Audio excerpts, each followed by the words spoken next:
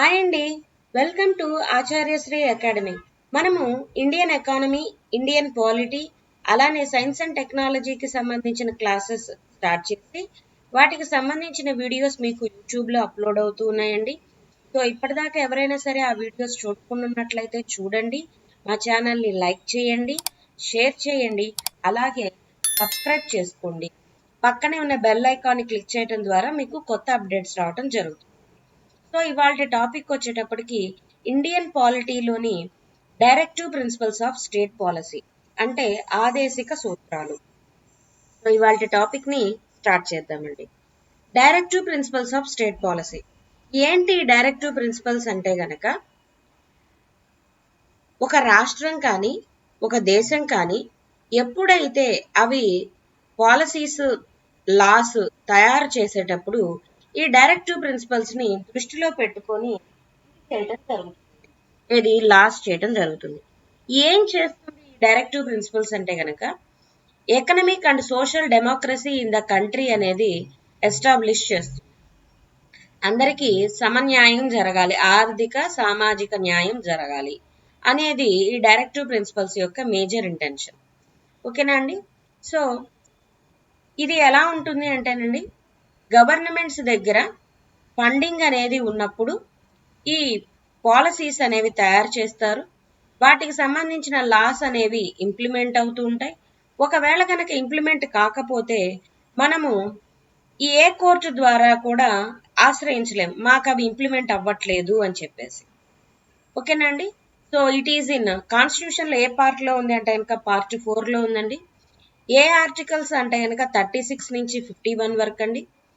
ఏ country నుంచి తీసుకున్నారు అంటే కనుక ఐర్లాండ్. ఈ ఐర్లాండ్ ఫస్ట్ ఈ డైరెక్టివ్ ప్రిన్సిపల్స్ అనేవి ఫస్ట్ దేంట్లో ఉన్నాయి అంటే కనుక స్పెయిన్ కాన్స్టిట్యూషన్ లో ఇంట్రడ్యూస్ చేశారండి. సో స్పెయిన్ నుంచి ఐర్లాండ్ వాళ్ళు తీసుకున్నారు, ఐర్లాండ్ నుంచి ఇండియా తీసుకోవడం జరిగింది. సో 1945 లో సర్తేజ్ బహదూర్ సఫ్రు అనే కమిటీ వాళ్ళు ఈ డైరెక్టివ్ ప్రిన్సిపల్స్ ని మనం ఇంప్లిమెంట్ చేయాలి అని చెప్పేసి చెప్పటం జరిగిందండి. ఇది సో చూడండి, the provisions contained in this part cannot be enforced by any court. అంటే మనకి పార్ట్ 3 లో ఉన్న ఫండమెంటల్ రైట్స్ కి, అంటే ఫండమెంటల్ రైట్స్ అంటేనండి కాన్స్టిట్యూషన్ ప్రజలకి ఇచ్చిన హక్కులు అన్నమాట.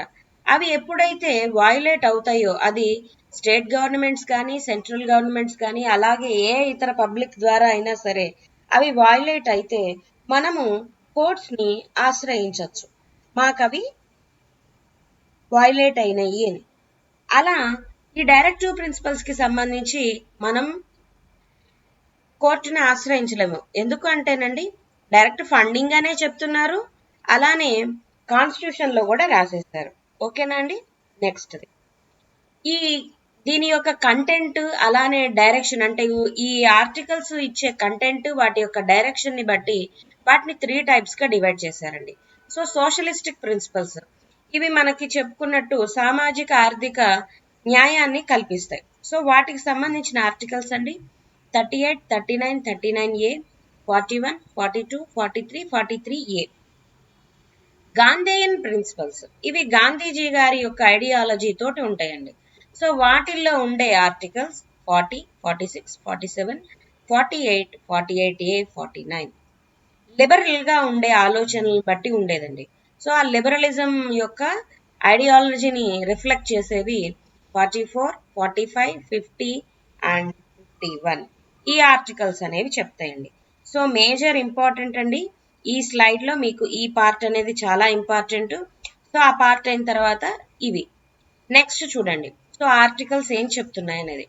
Article 36 definition of the state has the same meaning as in part 3. ఈ పార్ట్ 3 వీడియోలో ఆల్రెడీ మీకు డెఫినేషన్ ఆఫ్ ద స్టేట్ అనేది చెప్పామండి. అంటే గనక ఏం లేదండి, సెంట్రల్ గవర్నమెంట్, స్టేట్ గవర్నమెంట్, అలానే మనకి ఏమొస్తాయండి పార్లమెంట్, అలానే నెక్స్ట్ వచ్చేటప్పటికి స్టేట్ లో స్టేట్ అసెంబ్లీ, ఇలా గవర్నమెంట్ ఆఫీసెస్ ఏవైతే రాష్ట్రాన్ని నడుపుతాయో అవన్నీ కూడా దీని కిందకు వస్తాయని చెప్పేసి అంటాం. Article 37 application of the principles in this part. So ఈ ఆర్టికల్స్ ఏవైతే ఉంటాయో వాటిని ఎలా అమలు పరుస్తారు అనేది ఆర్టికల్ 37 లో ఉంది. So no protection for directive principles by the courts. Already article 37 ద్వారా ఆ పాయింట్ కూడా వీళ్ళు మెన్షన్ చేశారండి. సో ఆర్టికల్ 38 ఇదేం చెప్తుందో చూడండి. Promote the welfare of the people by securing a social order through justice. ఆ జస్టిస్ కూడా ఎలా ఉండాలండి? Social, economic and political. ఏం తగ్గించాలి? And to minimise inequalities in income, status, facilities and opportunities. చూడండి, సోషల్ ఆర్డర్ అనేది అందరూ సమానంగా ఉండాలి. ఏది? సామాజిక, ఆర్థికంగా, రాజకీయంగా ప్రతి ఒక్కళ్ళు ఈక్వల్ గా ఉండాలి. ఇన్ఈక్వాలిటీస్ అనేవి తీసేసేయాలి అని చెప్పేసి ఆర్టికల్ 38 చెప్తుందండి. సో ఆర్టికల్ 39 లో చూడండి, certain principles of policy to be followed by the state. So ఏముందో చూడండి. Right to adequate means of livelihood for all citizens. అందరికీ జీవించడానికి ఏవైతే అవసరాలు ఉంటాయోనండి అవన్నీ పొందగలిగే హక్కు వీళ్ళకి ఉంది. Equitable distribution of material resources of the community for the common good. ఇది చూడండి, ఈ అందరికీ ఏవైతే డబ్బులు కానీ ఏవైతే ఉన్నాయో చూసారా అండి, అదందరికీ రిసోర్సెస్ అనేవి, న్యాచురల్ రిసోర్సెస్ అవి అందరికీ పంచబడాలి, ఒక్క చోటే ఆగిపోకూడదు. ఎందుకు? కామన్ గుడ్ అంటే కనుక అందరికీ మంచి జరిగేవి ఏవైతే మెటీరియల్ రిసోర్సెస్ ఉంటాయో అందరికీ పంచబడాలి. Next, prevention of concentration of wealth and means of production. So wealth ఏదైతే ఉంటుందో అది ఒకళ్ళ చేతుల్లోనే ఉండకుండా అందరికి ఈక్వల్ గా డిస్ట్రిబ్యూట్ అవ్వాలి. మీకు ఇండియన్ ఎకానమీలో ప్లానింగ్ క్లాస్ లో చెప్పానండి. సో ఆర్టికల్ 39 ఆధారంగా ప్లానింగ్ కమిషన్ అనేది ఫామ్ అయిందండి. సో ప్లానింగ్ అనేది దీని నుంచే ఫామ్ అయింది. Next, equal pay for equal work for men and women. So 1976 దాకానండి ఈ ఈక్వల్ పే అనేది ఉండేది కాదండి. సో మెన్ చేసే పనికి, ఆడవాళ్ళు చేసే పనికి డిఫరెంట్ ఉండేది పే అనేది. సో 1976 తర్వాత దీన్ని ఈక్వల్ చేయడం జరిగింది. పని ఎవరు చేసినా కూడా వాళ్ళకందరికి సమానంగా ఉండాలి. నెక్స్ట్ చూడండి, preservation of the health and strength of workers and children against forcible abuse. ఏ వయసులో కూడానండి, బాల్యం కానీ, యవ్వనంలో కానీ, అలానే వృద్ధాప్యంలో కానీ ఎటువంటి పీడనానికి గురి కాకుండా ఇది ఆపుతుంది article 39. So opportunities for the healthy development of children పెరగటానికి సరైన వాతావరణం అనేది కూడా క్రియేట్ చేయాలి అని చెప్పేసి ఆర్టికల్ 39 చెప్తుంది. సో ఆ 39A ప్రకారము promote equal justice and free legal aid to the poor. అందరికీ సమన్యాయం కల్పించాలి. ఎవరైతే న్యాయాన్ని, ఇప్పుడు కేసు జరుగుతుందండి, కోర్టుకు వెళ్తారు, కోర్టుకు వెళ్ళినప్పుడు లాయర్ని మనం ప్రొవైడ్ చేసుకోవాలి. కొంతమంది ఎలాంటి కండిషన్లో ఉంటారంటే ఒక లాయర్ని ఎఫోర్డ్ చేసే కండిషన్లో లేనప్పుడు కోర్ట్సే వాళ్ళకి లాయర్ని ప్రొవైడ్ చేస్తాయి. అలా ఫ్రీ లీగల్ ఎయిడ్ కూడా పూర్కి ఇవ్వాలి అని చెప్పేసి ఇది 39A 42nd అమెండ్మెంట్ 1976లో యాడ్ చేయడం జరిగింది. So article 40 organisation of panchayat. ఇది చాలా చాలా ఇంపార్టెంట్ అండి. ఎన్ని ఎగ్జామినేషన్స్ లో ఎన్నిసార్లు వచ్చిందో బిట్ అయితే అసలు లెక్కలేదు. సో మీరు డబ్బాలు వేసుకోండి, స్టార్లు కొట్టుకోండి, ఎట్లయినా గుర్తుపెట్టుకోండి. సో ఆర్టికల్ 40 అనేది మీరు ఖచ్చితంగా గుర్తుపెట్టుకోవాలండి. Next, article 41 right to work, to education and to public assistance in certain cases. Right to work అనేది చూడండి ఎక్కడ ఉంది? డైరెక్టివ్ ప్రిన్సిపల్స్ లో ఉంది. అదే ఫండమెంటల్ రైట్స్ లో మనకి ఏముందండి? ఆర్టికల్ 21 ఏం చెప్తుందండి? రైట్ టు లివ్, జీవించే హక్కు. ఇది పని కల్పించుకోవాల్సిన హక్కు అండి. సో పని కల్పించాలి అంటే గనక డైరెక్ట్ గవర్నమెంట్ దగ్గర గనక ఫండ్స్ ఉంటే వాళ్ళు డైరెక్టివ్ ప్రిన్సిపల్స్ ఆధారంగా, మనం ఇప్పుడు ప్రెసెంట్ చూస్తూనే ఉన్నాం కదండి, మనం ఎప్పుడెప్పుడు నోటిఫికేషన్స్ వస్తాయి, మనం ఎప్పుడు ఎగ్జామినేషన్స్ కి ప్రిపేర్ అవుదాము, గవర్నమెంట్ మనకి ఎప్పుడు ఇస్తాయి అని చెప్పేసి ఈ అన్ఎంప్లాయిడ్ పీపుల్ అనేది అందరూ ఆస్పిరెంట్స్, గవర్నమెంట్ జాబ్ యొక్క ఆస్పిరెంట్స్ అనేవి వెయిట్ చేస్తూ ఉంటారు. అవి ఎప్పుడు ఇస్తారు అండి? వాళ్ళ దగ్గర ఫండింగ్ అనేది ఉండి, సో వాళ్ళని మనం లాంగ్ రన్ లో కూడా సస్టైన్ చేయగలుగుతాము, వాళ్ళకి శాలరీస్ ఇవ్వగలుగుతాము, మనం ఎంత వరకు ఇవ్వగలుగుతాం అనేది కూడా చూసుకొని నోటిఫికేషన్స్ ఇస్తారు. సో ఇది ఆర్టికల్ 41 రైట్ టు వర్క్, చాలా ఇంపార్టెంట్ అండి. Next, article 41A provisions for the welfare of child and women. ఈ ఉమెన్ అండ్ చైల్డ్ కి వెల్ఫేర్ కోసం, వాళ్ళ యొక్క సంక్షేమం కోసం మన ప్రొవిజన్స్ అనేవి అంటే ప్రోగ్రామ్స్ అనేవి క్రియేట్ చేయొచ్చు. Next article 42 make provision for just and human conditions of work and maternity relief. ఇది అండి మనం వర్క్ చేసే చోట మనం ఎక్కడైతే వర్క్ చేస్తామో అక్కడ వర్క్ చేయగలిగిన కండిషన్స్ ఉండాలండి. అంటే చూస్తుంటాం కదండి, ఆ, కొన్ని స్కూల్స్ లో అయితే గనక కంటిన్యూస్ గా టీచర్స్ నుంచోవాలి. తర్వాత షాపింగ్ మాల్స్ లో వర్క్ చేసే వాళ్ళు కంటిన్యూస్ గా నుంచోవాలి, లేడీస్ కానివ్వండి జెంట్స్ కానివ్వండి. అలా ఎంతవరకు అండి నుంచోవటం? It's not the correct condition. అలాగే హెరాస్మెంట్ అనేది ఉండకూడదు. నెక్స్ట్ ఇంకేంటి అలాంటిది, సెక్షువల్ హెరాస్మెంట్ ఉండకూడదు, లేడీస్ కానీ జెంట్స్ కానీ ఎవరికైనా అండి. నెక్స్ట్ ఇంకొకటి ఏంటండి, ఇప్పుడు మనకి ఈ టాయిలెట్స్ ఉంటాయి కదండి, అవి కూడా ప్రొవైడ్ చేయాలి. ఈ లేడీస్ ఎవరైతే మెటర్నిటీ రిలీఫ్ ఉంటుందో వాళ్ళకి అది కూడా ప్రొవైడ్ చేయాలి. సో బిఫోర్ అండి 2017 మార్చ్ కు ముందు ఈ మెటర్నిటీ లీవ్ అనేది 12 వీక్స్ అనేది ఉందండి. 2017 తర్వాత ఎన్డీఏ గవర్నమెంట్ అంటే మోడీ గారు దీన్ని 26 వీక్స్ చేయడం జరిగింది. ఇది కూడా బిట్టండి. అంతకు ముందు ఎంత ఉంది, ఇప్పుడు ప్రెసెంట్ ఎంత ఉంది, ఏ ఆర్టికల్ ప్రకారం ఉంది, చాలా ఇంపార్టెంట్ అండి. Next article 43 secure a living wage and a decent standard of living and social and cultural opportunities for all workers. So ఇది అందరికీ వేజెస్ పనిచేసే వాళ్ళు ఉంటారు కదండి, వాళ్ళకి వేజెస్ అనేవి కరెక్ట్ గా ఇవ్వాలి, మినిమం వేజెస్ అనేవి ప్రొవైడ్ చేయాలి అని చెప్పేసి ఆర్టికల్ 43 చెప్తుందండి. 43 ఏం చెప్తుంది అంటే కనుక participation of workers in the management of industries.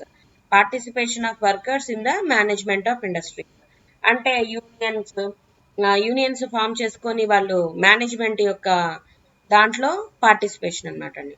Article 44 uniform civil code for the citizens. ఇది చాలా ఇంపార్టెంట్ అండి. ఆర్టికల్ 44 యూనిఫామ్ సివిల్ కోడ్ అంటే కనుక దేశంలో చట్టాలు ఏవైతే ఉన్నాయో అవి అందరికీ సమానంగా అమల్లో ఉండాలి. అంటే ఇప్పుడు దీనికి మ్యారేజ్ రిలేటెడ్ కనుక తీసుకున్నాం అనుకోండి, హిందూస్ కి చట్టాలు ఒకలాగుంటాయి, క్రిస్టియన్స్ కి ఒకలాగుంటాయి, అలానే ముస్లిమ్స్ కి ఒకలాగుంటాయి. సో అలా ఇంప్లిమెంటేషన్ కాకుండా త్రూ అవుట్ ఇండియా అందరికీ ఒకేలాగా ఉండాలి. దీనికి షాబాను కేసు అనేది బాగా ఇంపార్టెంట్ అండి. అంటే మ్యారేజ్ పర్పస్ ముస్లిమ్స్ దాంట్లో ఎలా ఇస్తున్నారు, సో ముస్లిమ్స్ వక్స్ బోర్డు ఒకలాగా చెప్తాయి, మా దాంట్లో మీరు కల్పించుకోవద్దు అని చెప్పేసి అంటారు. అలానే హిందూస్ క్రిస్టియన్స్ కి ఉండే వాళ్ళు వాళ్ళకు ఒకలాగా ఉంటాయి. సో ఇవన్నీ కూడా యూనిఫామ్ సివిల్ కోడ్ కిందకు వస్తుందండి. ఇది వచ్చేటప్పటికి గోవా ఒక స్టేట్ లో మొత్తం మాత్రం ఈ అన్ని కాస్ట్ల వాళ్ళకి అన్ని రిలీజియన్స్ వాళ్ళకి సేమ్ గా ఇంప్లిమెంట్ అవుతుంది. So article 45 provide early childhood care and education for all children until they complete the age of 14 years. 6 years నుంచి 14 ఇయర్స్ వరకు అండి అందరికీ ఎడ్యుకేషన్ ప్రొవైడ్ చేయాలి. ఇది ఎప్పుడు యాడ్ చేశారు అంటే కనుక 86th అమెండ్మెంట్ 2002లో యాడ్ చేయడం జరిగింది. ఓకేనా అండి, ఇది చాలా important. 46 promote the educational and economic interest of ఎస్సీస్ అండ్ ఎస్టీస్. ఈ ఎస్సీ ఎస్టీలకి సంబంధించి ఎడ్యుకేషనల్ కి సంబంధించిన అలానే వీకర్ సెక్షన్స్ ఎవరైతే ఉంటారో వాళ్ళకి ప్రొవిజన్స్ అనేవి ఇవ్వాలి అని చెప్పేసి ఆర్టికల్ 46 చెప్తుందండి. 47 వచ్చేటప్పటికి బ్యాన్ ఆఫ్ డ్రగ్స్ తీసుకోవడం బ్యాన్ చేస్తుందండి. Prohibit the consumption of intoxicating drugs and drinks and drugs which are injurious to health. So article 47 వచ్చేటప్పటికి ban of drugs. Article 48 organise agriculture and animal husbandry. Agriculture ని promote చేయాలి. Animal husbandry అంటేనండి పశు సంపద, వీటిని కూడా మనం ప్రమోట్ చేయాలి అని చెప్పి ప్రోగ్రామ్స్ ఉంటాయి, చూసారు కదండి. మనం పశువుల్ని గొర్రెల పందారం ఉంది కదా మనకి ఇప్పుడు తెలంగాణలో, ఇట్లాంటివి ప్రోగ్రామ్స్ అన్నమాట. నెక్స్ట్ ఆర్టికల్ 48A ఇది protection and improvement of environment and safeguarding of forest and wildlife. గోవధ నిషేధం అనేది ఆర్టికల్ 48A ప్రకారం ఉంటుందండి.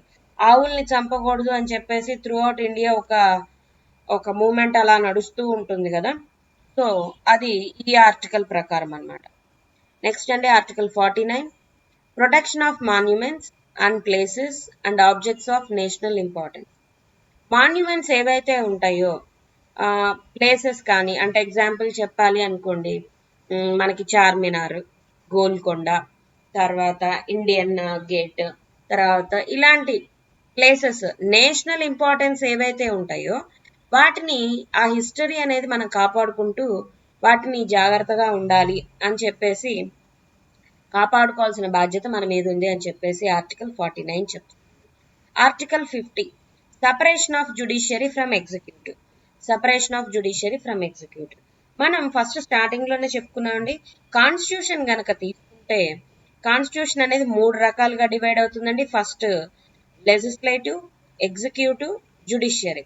సో లెజిస్లేటివ్ అంటే కనుకండి పార్లమెంటు, స్టేట్ అసెంబ్లీస్. ఈ వాటిలో ఏవైతే మీరు చట్టాలు తయారు చేస్తారో అవి ఎగ్జిక్యూట్ చేసేది ఎవరు అంటే గనక president, prime minister and his council of ministers. అదే స్టేట్కి వచ్చేటప్పటికి state and state council of ministers. అది మనం దీనికి ఇక్కడ తీసుకున్నాం అనుకోండి, జ్యుడిషియరీ వచ్చేటప్పటికి సెంటర్ కి సంబంధించి సుప్రీం కోర్ట్, స్టేట్ కి సంబంధించి హైకోర్టు. సో ఏదైనా సరే ఈ మనకు తెలిసిందే కదండి, రాజ్యాంగాన్ని కాపాడేది ఎవరు అంటే కనుక సుప్రీం కోర్ట్. అలా ఈ జ్యుడిషియరీ అనేది ఎగ్జిక్యూటివ్ తోటి మెర్జ్ అవ్వకూడదు. వీళ్ళిద్దరు కుమ్మక్కైపోయారు అనుకోండి, కోర్టులును అలానే గవర్నమెంట్, ఏ క్వశ్చన్ చేసేది ఎవరు, రాజ్యాంగాన్ని కాపాడేది ఎవరు? సో అండి ఇది ఒకటి చాలా important, separation of judiciary from executive. ఈ వర్డింగ్ ఇలానే ఉండాలండి. చాలా సార్లు ఈ బిట్ కూడా అడిగారు, separation of judiciary from executive. Next, promotion of international peace and security. మన గవర్నమెంట్ పక్కన వాళ్ళతోటి చేసుకునే ఉంటాయి కదండి, ట్రీటీస్ కానీ పీస్ కి సంబంధించి సెక్యూరిటీకి సంబంధించిన డీల్స్ ఏవైతే ఉంటాయో వాటిని త్రూ అవుట్ ఇండియా అందరూ ఫాలో అవ్వాలి. అంటే స్టేట్స్, స్టేట్ గవర్నమెంట్స్ వాటిని ఇంప్లిమెంట్ చేయాలి. ఓకేనా అండి. ఇది కూడా ఒకటి ఎక్కువ అడుగుతుంటారండి. ఇది ఆర్టికల్ 49 వచ్చేటప్పటికి మీకు ఫండమెంటల్ డ్యూటీస్ కిను దీనికి ఒకేలాగా అనిపిస్తుంది, కానీ ఇది 49 అండి. సో 50, 51. సో ఈ వీడియో ఇక్కడితో ఆపుతున్నానండి. ఈ వీడియో కనుక నచ్చినట్లయితే లైక్ చేయండి, షేర్ చేయండి, సబ్స్క్రైబ్ చేసుకోండి. తప్పకుండానండి కామెంట్స్ అనేవి చేయండి. So which will be very encourageful. End దాకా విన్న వాళ్ళు ఖచ్చితంగా చేయండి. మీకు ఏమన్నా డౌట్స్ ఉన్నా, మీకు ఏమన్నా కొత్త అప్డేట్స్ కావాలన్నా కమెంట్ చేయండి. థ్యాంక్ యూ అండి.